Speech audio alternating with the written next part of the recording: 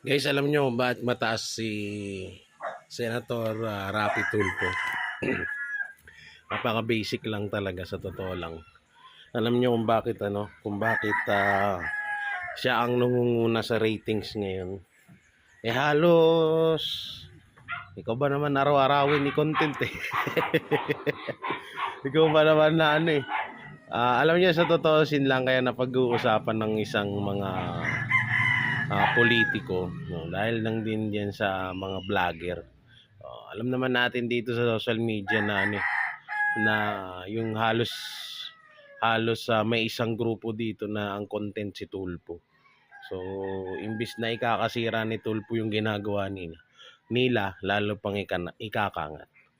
Pero kung usapang presidente, no, kung saan ba ako, kay Tulfo ba ako, kay BP Sara, syempre, BP Sara, Duterte tayo.